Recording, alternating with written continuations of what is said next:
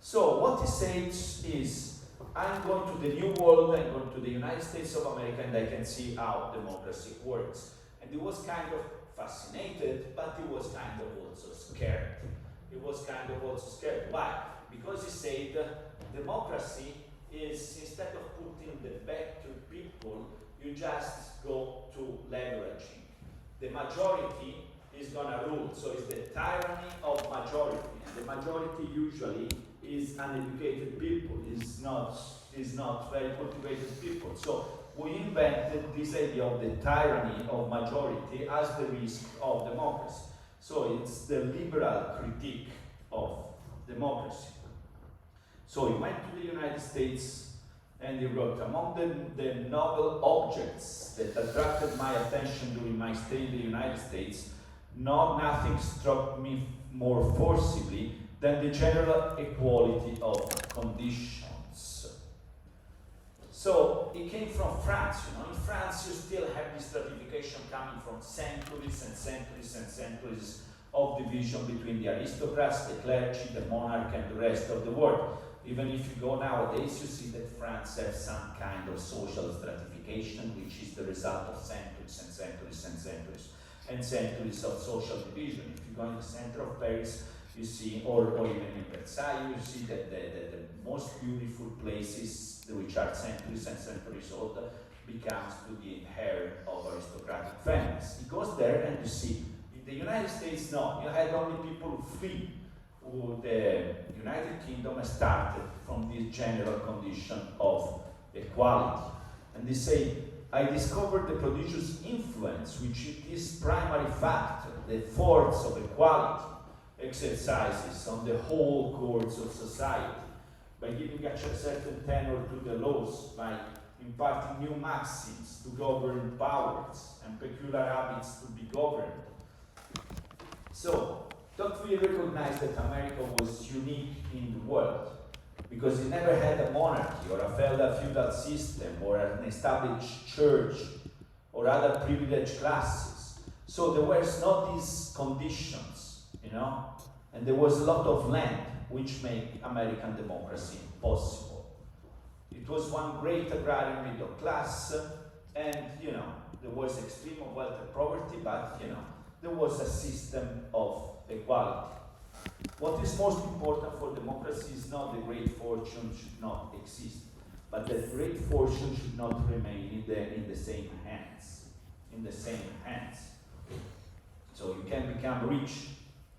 But the point is, as I said, he developed a liberal critique of democracy by saying the tyranny of the majority. So he said in democracy you have this tendency to create tyranny, and the tyranny is the tyranny of the majority of the population, because the majority in a democracy, everybody can vote, so the majority set the standards, and we have to comply with the standards created by the majority. It's the middleman who rule. We have also always to adapt to the middleman who rules. So it's clear that he came from aristocracy, so he liked more an aristocratic system. You have the best people who are free to express their being best, their better capacities. So in the French Revolution, now with the guillotine, now the reign of terror, it was an expression of this tyranny of the majority.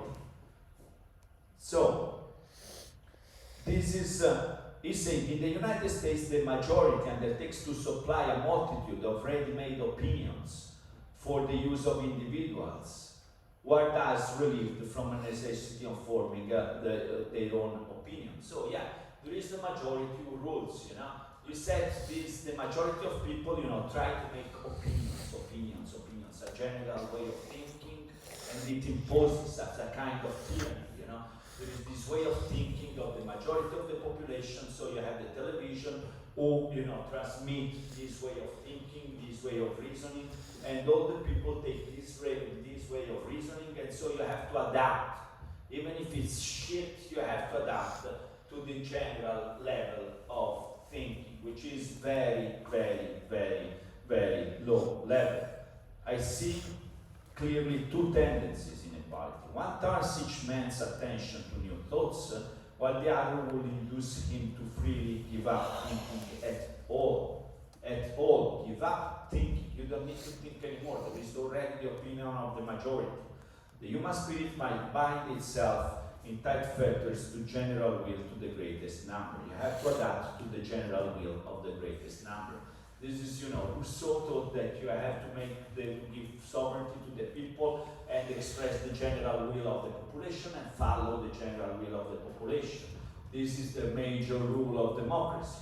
He said the general will can really suck, because can be shit, because the majority is not the best, it's not aristocracy, it's the majority of population who probably is uneducated.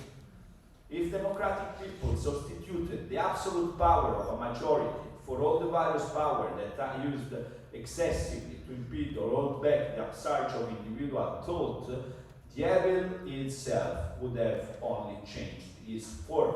So he said, we saw the evil in the absolute monarchy, but the general will of the majority can become the new absolute monarch.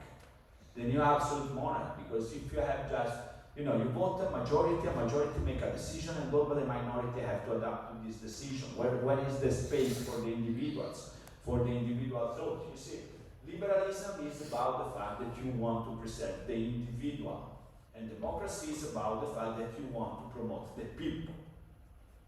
He didn't like, the idea that the people should rule, because the people can have bad idea. Common people are easily swayed by strong leaders who mislead the masses, leading to tyranny or despotism. So he saw already that within the democratic dynamics, there is already the risk of despotism. He said the aristocracy, at least, was a class of people who elevate property, privilege, who protect against these tendencies. So once the aristocracy is overcome through democracy, there is nothing that can stop despotism from destroying individual liberties. So what is said basically, this is so the liberal critique to democracy. You agree, right, Sabrina? Yeah, she's very top really. So the point is saying the only way you can do it, and what he liked in the United States of America, this was also a republic. So a republic is based on participation. So he saw that in America, the moment there was a lot of participation, and participation of civil society for him could prevent the generation of democracy to a tyranny of the majority. But what he saw clearly that a pure democratic dynamic in which you have individuals isolated can bring you to despotism. Because you have, the individuals, and then you have these strong leaders who try to adapt their words to the basic needs of the population, which are the worst needs.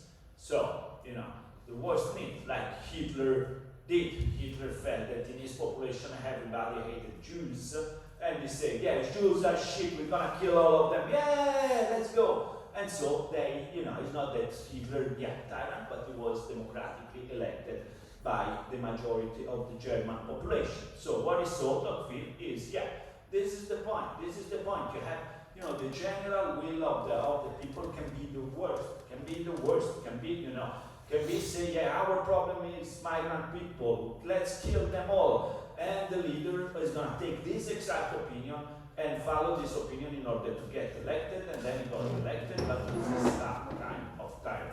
So for now, we stop here, so we have the liberal idea, and we have midterm exam again, where nobody wants to come.